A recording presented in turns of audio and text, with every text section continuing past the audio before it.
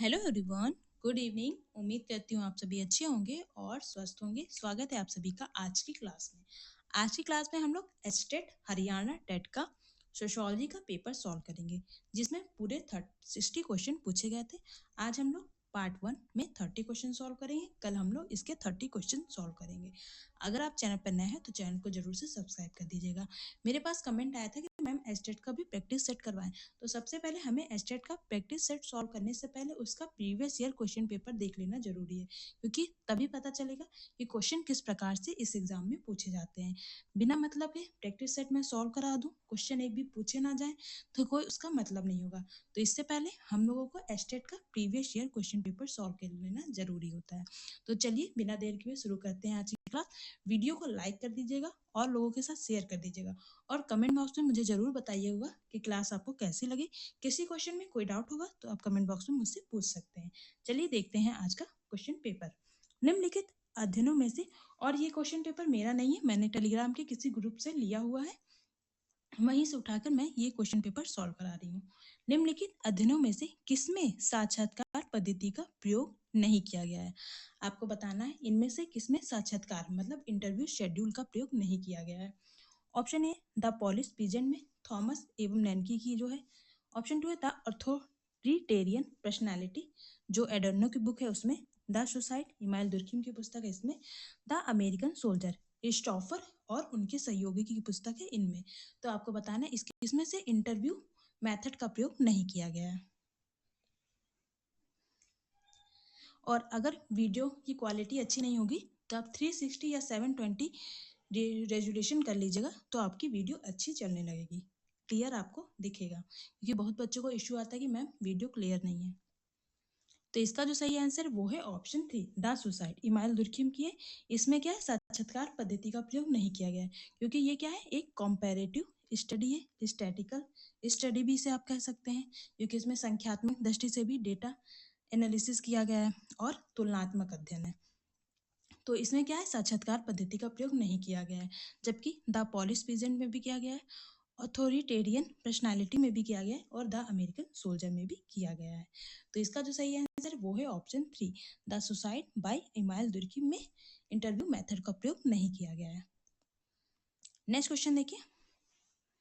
योगेंद्र सिंह के अनुसार संस्कृति की गत्यात्मकता स्वयं में 3 स्तरों पर अभिव्यक्त होती है, जहां विभिन्न सिद्धांत जुड़े हुए हैं। निम्नलिखित में से कौन सा सिद्धांत गलत है? According to Yogendra Singh, the dynamic of culture manifest itself at the 3 level where different principle are involve. तो आपको बताना है इनमें से कौन सा गलत है। ऑप्शन 1 है माइथोलॉजी, पौराणिक गाथा शास्त्र का सिद्धांत, प्रिंसिपल ऑफ माइथोलॉजी। ऑप्शन 2 है इतिहास एवं इतिहास लेख, history and principle of historiography. Option 3 है बिना शर्त विश्वासों का सिद्धांत, प्रिंसिपल ऑफ अनकंडीशनल बिलीफ। और ऑप्शन 4 है जो डी दिया है, तर्क रीजन अथवा लॉजिक का सिद्धांत, प्रिंसिपल ऑफ रीजन और लॉजिक। तो बताइए कौन सा ऑप्शन सही होगा?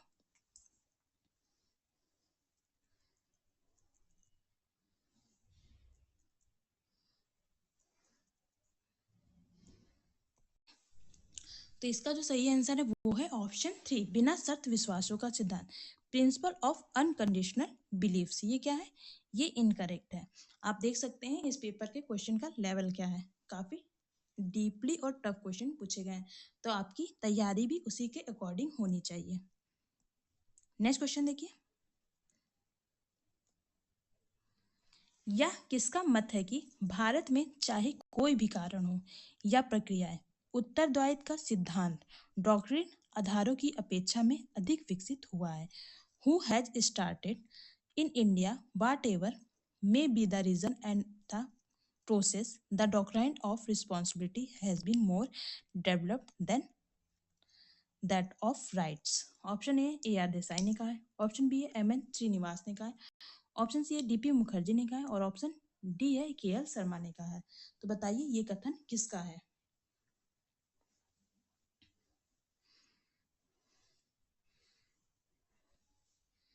बताइए कौन सा ऑप्शन सही होगा? तो इसका जो सही आंसर है वो है option C DP Mukherjee. Option C इसका राइट आंसर है। नेक्स्ट क्वेश्चन देखिए, वैश्वीकरण एवं संस्कृति संबंधी विभिन्न भारतीय अध्ययनों में सांस्कृतिक परिवर्तन के पैटर्न्स की विवेचना में प्रयुक्त मुख्य अवधारणात्मक पैराडाइम में निम्नलिखित में से कौन सा कथन गलत है? Out of the following which major conceptual paradigm for discussing pattern of cultural change within globalisation and culture in India related various studies in incorrect? Option one है समरूपीयकरण, होमोजेनाइजेशन। ऑप्शन टू है विषम रूपीयकरण, hybridity, heterogenisation and hybridity. Option three है देशज एवं वैश्विक स्थानीयकरण, इंडिजेनाइजेशन और ग्लोबलाइजेशन। ऑप्शन फोर है साम्राज्यवाद का अस्वीकृत करने हेतु मार्क्सीय विचारधारा, Marxist ideology for rejecting imperialism. तो बताइए कौन सा ऑप्शन सही होगा?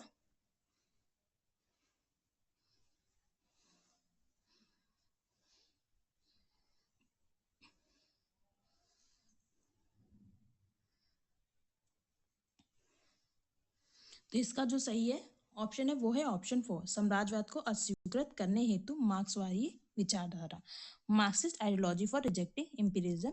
ये कथन क्या है? सही नहीं है। बाकी समरूपीकरण भी सही है, विषम रूपीकरण और हाइब्रिडिटी भी सही है, देशज एवं वैश्विक स्थानीयकरण ग्लोबलाइजेशन भी सही ऑप्शन है। नेक्स्ट क्वेश्चन देखिए, आज के पेपर में हम लोग केवल 30 क्वेश्चन करेंगे, कल 30 इसका कल दूसरा पार्ट करेंगे, 2 पार्ट में ये क्वेश्चन पेपर पूरा कंप्लीट कर देंगे। नेक्स्ट क्वेश्चन है, एक ऐतिहासिक प्रक्रिया के रूप में जटिल प्रकृति के भारतीय समाज के विकास का विवेचन टी के ओमन ने 4 आधारभूतीय पक्षों के मिश्रण के अंतर्गत किया। निम्नलिखित में से कौन सा पक्ष ओमन के विचारों का भाग नहीं है?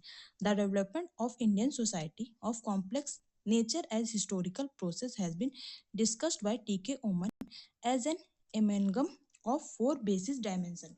Out of the following, which dimension is not part of Oman ideas? Option one है सामाजिक स्त्रीकरण, सोशल स्ट्रेटिफिकेशन। ऑप्शन टू है सांस्कृतिक विषम रूपता, कल्चरल हेट्रोजेनिटी। ऑप्शन थ्री है धार्मिक बहुलता, रिलीजियस प्लुरलिटी। और ऑप्शन फोर है आधुनिकीकरण, मॉडर्नाइजेशन। तो बताइए कौन सा ऑप्शन सही होगा? कौन सा भाग टी.के. ओमन के द्वारा नहीं बताया गया है?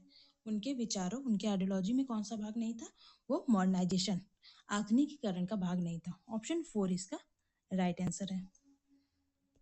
फिर भी आपको किसी क्वेश्चन में कोई डाउट होगा तो आप कमेंट बॉक्स में मैम बता दीजिएगा, मैम इस क्वेश्चन का आंसर ये नहीं ये होगा, क्योंकि मेरे पास इसकी फाइनल आंसर की नहीं है, मैंने चेक करके मैं इसकी आंसर बता रही हूँ।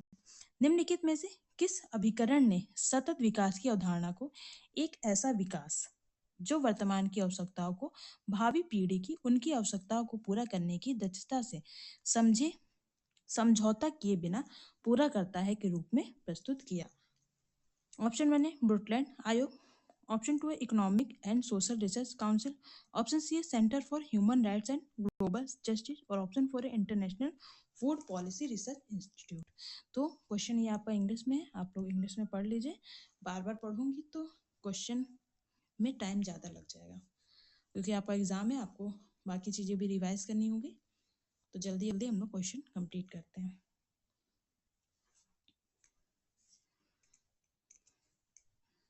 तो बताइए कौन सा ऑप्शन सही होगा? किस समझौते में बताया गया था सतत विकास के बारे में, सस्टेनेबल डेवलपमेंट के बारे में? तो ये बताया गया था बुटलैंड आयोग, जो हुआ था 1987 में। तो इसका जो सही आंसर वो है option one, Brundtland Commission. Next question देखिए,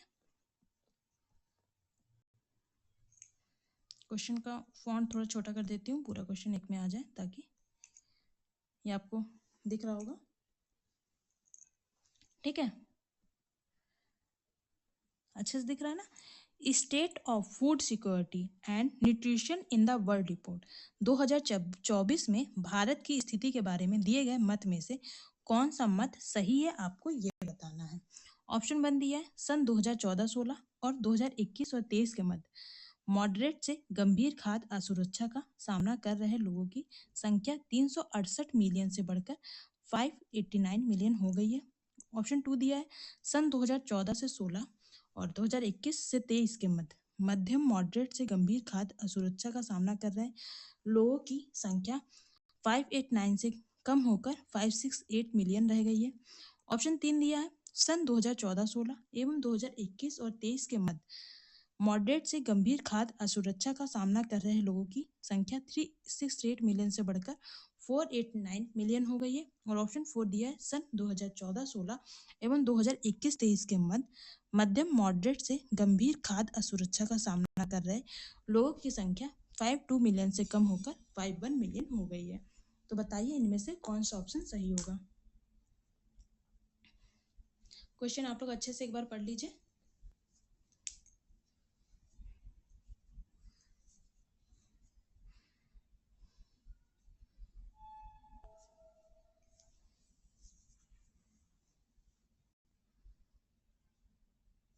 तो इसका जो सही आंसर वो है ऑप्शन 2, सन 2014-16 एवं 2021-23 के मध्यम मॉडरेट से गंभीर खाद्य असुरक्षा का सामना कर रहे लोगों की संख्या 589 मिलियन से कम होकर 568 मिलियन रह गई। Between 2014-16 and 2021-23 the number of facing moderate to severe food insecurity went down from 589 million to 368 million. Option 2 इसका राइट आंसर होगा। नेक्स्ट क्वेश्चन देखिए आप लोग। कैथलीन गफ द्वारा भारत में हुए किसान विद्रोह के वर्गीकरण हेतु प्रयुक्त आधारों में निम्नलिखित में से कौन सा सम्मिलित नहीं है। ऑप्शन 1 है उद्देश्य गोल सम्मिलित नहीं है। ऑप्शन 2 है विचारधारा आइडियोलॉजी को नहीं सम्मिलित किया गया है। ऑप्शन 3 है परंपरागत चमत्कारिक नेतृत्व ट्रेडिशनल कैरिस्मेटिक लीडरशिप को नहीं सम्मिलित किया गया है। और ऑप्शन 4 है संगठन की पद्धतियां मेथड ऑफ ऑर्गेनाइजेशन को सम्मिलित नहीं किया गया है। तो बताइए कौन सा ऑप्शन सही होगा। तो इसमें क्या नहीं सम्मिलित किया गया, परंपरागत चमत्कारिक नेतृत्व को ट्रेडिशनल कैरिस्मेटिक लीडरशिप को। ऑप्शन 3 इसका राइट आंसर है। इसकी बात कौन करते हैं, मैक्स वेबर करते हैं। तो ऑप्शन 3 इसका राइट आंसर है। नेक्स्ट क्वेश्चन देखिए।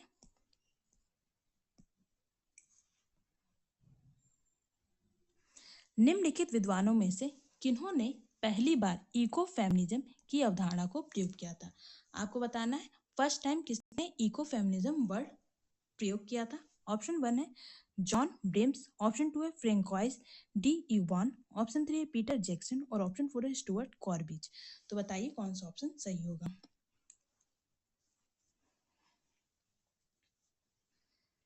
तो इको फेमिनिज्म शब्द का सबसे पहले प्रयोग किसने किया था, फ्रेंकोइन डी यूवान ने। ऑप्शन 2 इसका राइट आंसर है, फ्रेंकोइन डी यूवान। नेक्स्ट क्वेश्चन देखिए।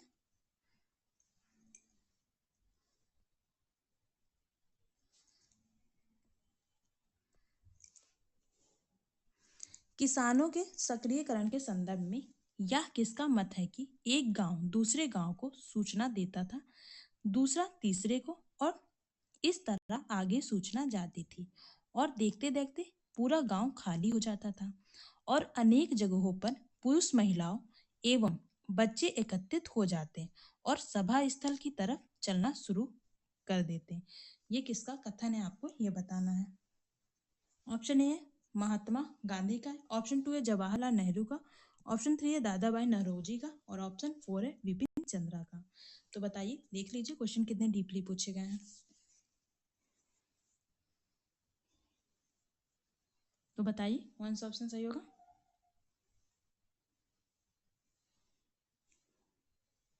तो इसका जो सही आंसर है वो है ऑप्शन,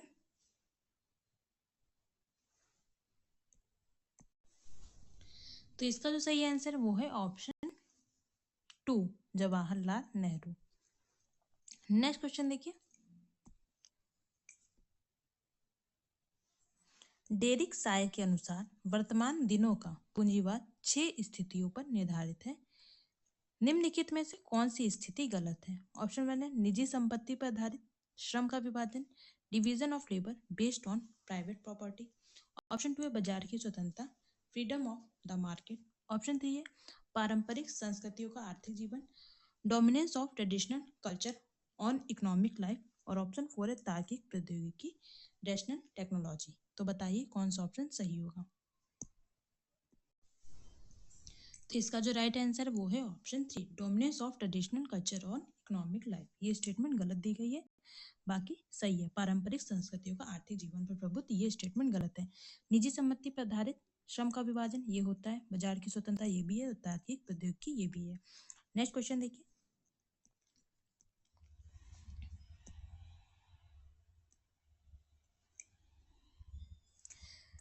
जनगणना वर्ष 1961 एंड 2011 जो नीचे दिए हुए नगरीय जनसंख्या के सही आंकड़े मिलियन में 1 मिलियन अर्थात 10 लाख रेखांकित है।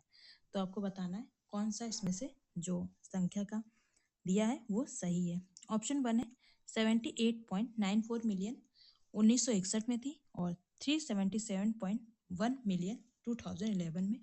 ऑप्शन 2 दिया है 109.11 मिलियन 1961 में थी और 391.3 मिलियन 2011 में थी। ऑप्शन 3 दिया है 84.91 मिलियन 1961 में थी एवं 386.7 मिलियन 2011 में थी। और ऑप्शन 4 दिया है 105.39 मिलियन 1961 में थी एवं 394.7 मिलियन 2011 में थी। तो बताइए कौन सा ऑप्शन सही है।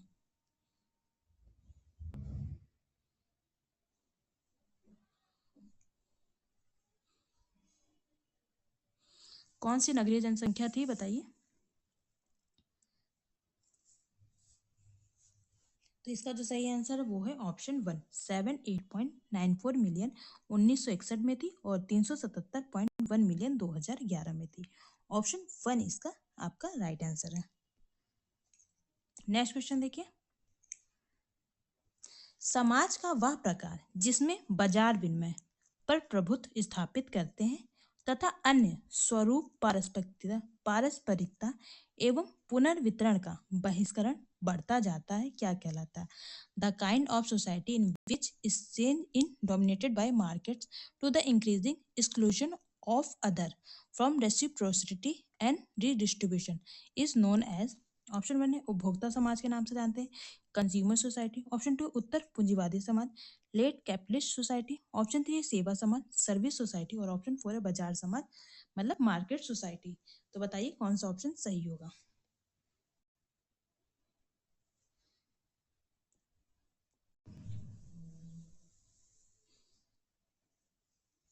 इसे हम क्या कहते हैं, मार्केट सोसाइटी, बाजार समाज। ऑप्शन 4 इसका राइट आंसर है।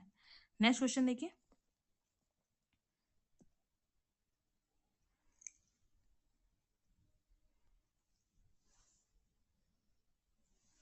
निम्नलिखित में से किन दो पक्षों की चर्चा मैक्स वेबर के द्वारा की गई है जिनके माध्यम से हमारी समझ से संबद्ध निर्णय पर्याप्तता के रूप में प्रस्तुत होता है। ऑप्शन 1 दिया है कारण के स्तर एवं अर्थ के स्तर पर पर्याप्तता। ऑप्शन 2 है वस्तुपरकता के स्तर पर पर्याप्तता एवं अंतर्वैश्विकता के स्तर पर पर्याप्तता। ऑप्शन 3 है तार्किकता के स्तर पर पर्याप्तता एवं अर्थ के स्तर पर पर्याप्तता। और ऑप्शन 4 है सांस्कृतिक प्रतिमानों के स्तर पर पर्याप्तता और सांस्कृतिक लक्ष्यों के स्तर पर पर्याप्तता। तो बताइए कौन सा ऑप्शन सही होगा। ये आपका इंग्लिश वाला क्वेश्चन है, आप देख लीजिए।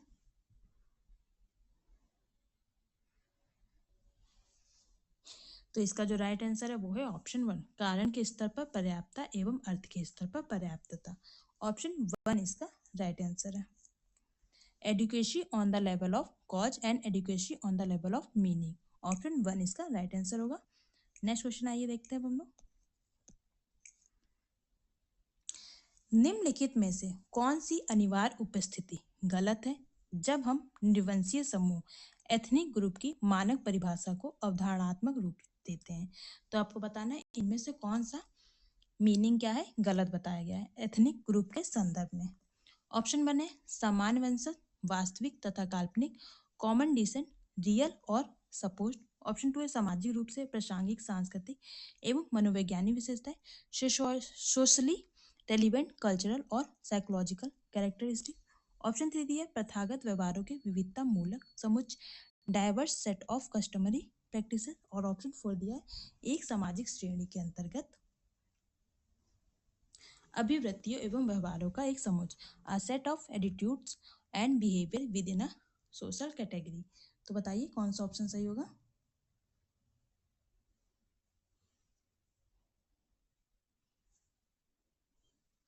तो इसका जो सही आंसर वो है diverse set of customary practices, प्रथागत व्यवहारों के विविधतामूलक समुच्चय। ये क्या है? ये निवंशीय समूह से रिलेटेड नहीं है। ऑप्शन 3 इसका राइट आंसर है। नेक्स्ट क्वेश्चन देखिए,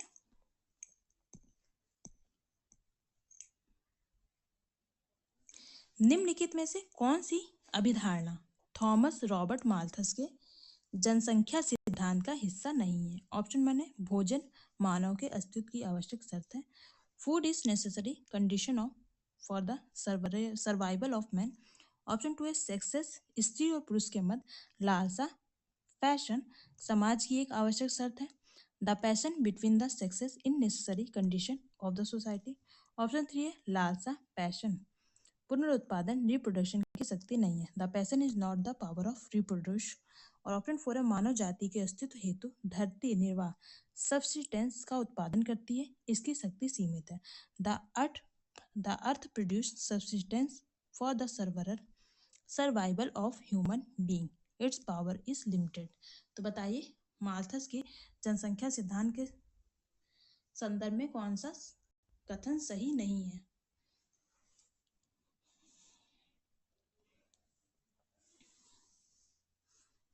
बताइए कौन सा ऑप्शन सही होगा? तो इसका जो सही आंसर वो है ऑप्शन 3, लालसा पैशन पुनरुत्पादन रिप्रोडक्शन की शक्ति नहीं है, the passion is not the power of reproduce. Option 3 इसका राइट आंसर है। नेक्स्ट क्वेश्चन देखिए, इमाइल दुर्खिम के अनुसार निम्नलिखित में से कौन सी विशेषता आधुनिक विकसित जटिल समाज से जुड़ी है? According to Emile Durkheim modern advance complex society is characterized by which feature out of the following? Option A दमनकारी कानून होते हैं, रिप्रेसिव लॉ होते हैं। ऑप्शन 2 है सामान्य चेतना होती है, द कॉमन कंसाइंसनेस होती है। ऑप्शन 3 है सहयोग अंतर निर्भरता पर आधारित होते हैं, कोऑपरेटिव इंटर डिपेंडेंस होती है। और ऑप्शन 4 है समाज का सरल श्रम विभाजन होता है, सिंपल डिवीजन ऑफ लेबर होता है। तो बताइए कौन सा ऑप्शन सही होगा?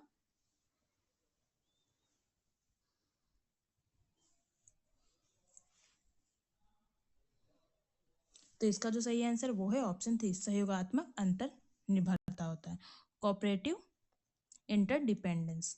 ये किसकी विशेषता है? ये है एडवांस कॉम्प्लेक्स सोसाइटी की विशेषता, आधुनिक विकसित समाज की विशेषता। ऑप्शन 3 इसका राइट आंसर है। नेक्स्ट क्वेश्चन देखिए,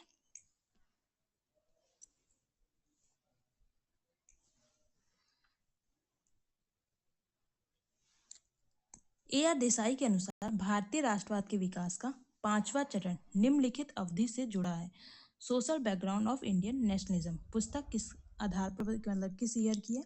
ऑप्शन में वर्ष 1885 से 1905 तक का बात की गई है इसमें। ऑप्शन 2 है वर्ष 1934 से 1939 तक की। ऑप्शन 3 है 1940 से 1943 तक। और ऑप्शन 4 है वर्ष 1905 से 1918 तक। तो आपको बताना है जो जो बुक थी इनकी social background of Indian nationalism, उसका 5वां चरण किस ईयर से स्टार्ट होता है, किस ईयर तक?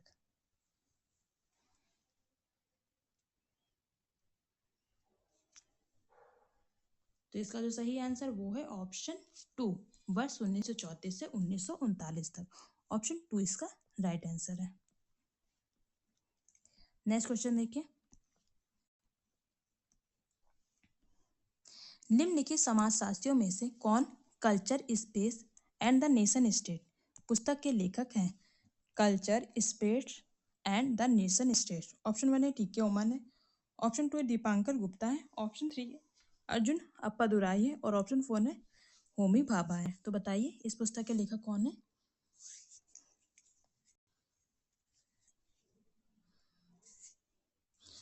इसका जो राइट आंसर वो है ऑप्शन 2 दीपांकर गुप्ता। ऑप्शन 2 इसका राइट आंसर है। नेक्स्ट क्वेश्चन देखिए,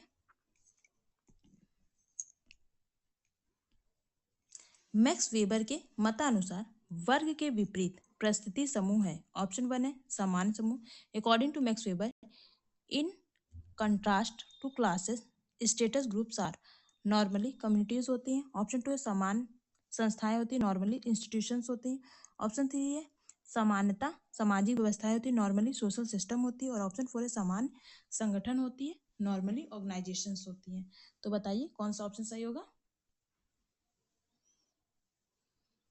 ये क्या होती है? नॉर्मली कम्युनिटीज होती हैं। ऑप्शन वन इसका राइट आंसर है। सामान्यता समुदाय, ऑप्शन वन राइट आंसर है। नेक्स्ट क्वेश्चन देखिए।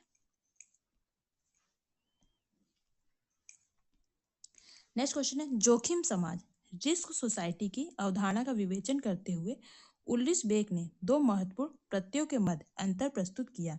निम्नलिखित में से कौन सा अंतर सही है? ऑप्शन वन है प्राकृतिक जोखिम रिस्क या निर्मित खतरे मैन्युफैक्चर हैजार्ड के बारे में। ऑप्शन टू है निर्मित जोखिम प्राकृतिक खतरे मैन्युफैक्चर रिस्क और नेचुरल हैजार्ड के बारे में। ऑप्शन थ्री है उत्पादित जोखिम और स्थानीय खतरे productive risk and spatial hazard के बारे में। और ऑप्शन फोर है स्थानिक जोखिम और उत्पादित खतरे spatial risk and productive hazard. तो बताइए किन दो खतरों के बारे में डिटजर बात करते हैं?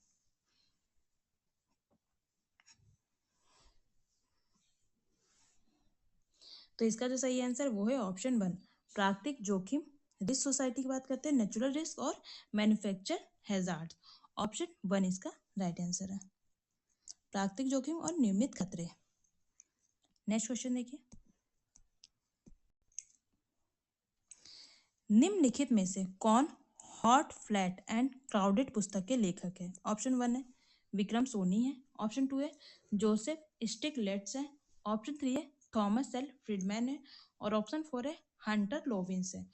हॉट और फ्लैट एंड क्राउडेड पुस्तक के लेखक बताइए इनमें से कौन है? तो इसका जो सही आंसर वो है option three Thomas L Friedman है। ऑप्शन थ्री इसका राइट आंसर है। नेक्स्ट क्वेश्चन देखिए। द रिमेम्बर्ड विलेज में एम.एन. श्रीनिवास ने रामपुरा गांव के श्रम के विनिमय हेतु प्रयुक्त होने वाले एक शब्द का उल्लेख किया। निम्नलिखित में से कौन सा शब्द इस हेतु सही है? ऑप्शन वन है जीता। ऑप्शन टू है तीरा। ऑप्शन थ्री है मुई। और ऑप्शन फोर है वमेश। तो बताइए कौन सा शब्द जो एम.एस. श्रीनिवास ने प्रयुक्त किया है श्रम के विनिमय हेतु? बताइए कौन सा राइट होगा? तो इसका जो सही आंसर है वो है ऑप्शन थ्री मुई। मुई इसका शब्द का प्रयोग किया था श्रम के विनिमय के लिए एम.एन. श्रीनिवास ने। ऑप्शन थ्री इसका राइट आंसर है। नेक्स्ट क्वेश्चन देखिए। कार्ल मार्क्स के किस साहित्य में यह मत स्टेटमेंट व्यक्त हुआ है पुराने भौतिकवाद का नजरिया नागरिकीय समाज है, नए का नजरिया मानव समाज अथवा सामाजिक मानवता है? ऑप्शन वन है Thesis on Feuerbach. Option two है Manifesto of the Communist Party. Option three Grundrisse. और ऑप्शन फोर है the Eighteenth Brumaire of Louis Bonaparte. तो बताइए कौन सा सही है आंसर?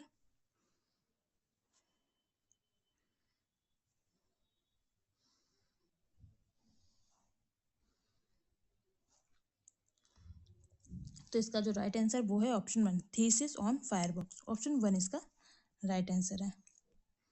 नेक्स्ट क्वेश्चन आइए देखते हैं। निम्नलिखित में से समाजशास्त्रियों में से यह किसका वक्तव्य है? समाजशास्त्र अभी भी व्यवस्था निर्माण एवं दार्शनिक समन्वय के चरण में है। सामाजिक क्षेत्र के एक छोटे से हिस्से पर रोशनी डालने के प्रयास के बजाय यह मेधा युक्त सामान्यताओं को वरीयता देती है। ये बताइए किसका कथन है? ऑप्शन वन है मैक्स वेबर। ऑप्शन टू है कार्ल मार्क्स। ऑप्शन थ्री है इमानुएल दुर्कheim। और ऑप्शन फोर है आगस्ट कॉम्ट। तो बताइए ये किसका कथन है? Sociology is still in the stage of system building and philosophical synthesis instead of attempting to cast light upon a limited portion of the social field. Option one Max Weber. Option two Karl Marx. Option three Emmanuel Durkheim. और option four August Comte. तो बताइए ये कौन सा option सही होगा? तो इसका जो सही आंसर है वो है option three Emmanuel Durkheim. Option three इसका राइट आंसर है। नेक्स्ट क्वेश्चन देखिए। जीएस घुर्ये के अनुसार भारत की हिंदू जनसंख्या में 6 मुख्य भौतिक शारीरिक फिजिकल प्रकार विद्यमान है। निम्नलिखित में से कौन सी भौतिक शारीरिक प्रकार घुर्ये के मत से संबद्ध नहीं है? ऑप्शन वन है the Indo Aryan. Option two है the pre Dravid. Option three है द मुंडा। और ऑप्शन फोर है द कॉकसाइड। तो बताइए कौन सा ऑप्शन सही होगा? तो इसका जो सही आंसर वो है option four the Caucasoid. Option four इसका राइट आंसर है। नेक्स्ट क्वेश्चन देखिए। निम्नलिखित में से कौन सी विशेषता पीवी यंग के द्वारा रचित सामाजिक अनुसंधान की परिभाषा का हिस्सा नहीं है? ऑप्शन 1 है सामाजिक जीवन के अन्वेषण, विश्लेषण एवं अवधारणाकरण हेतु व्यवस्थित पद्धति। ऑप्शन 2 है पूर्व के पश्चात स्वयं सिद्ध प्रमाणों का आलोचनात्मक परीक्षण। ऑप्शन 3 है परंपरागत ज्ञान एवं बोध की अस्वीकृति। और ऑप्शन 4 है ज्ञान के विस्तार के प्रयास। तो बताइए कौन सा ऑप्शन सही होगा?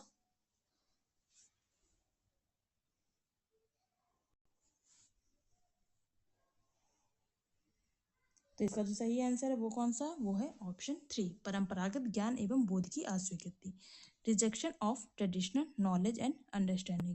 ऑप्शन 3 इसका राइट आंसर है। नेक्स्ट क्वेश्चन देखिए,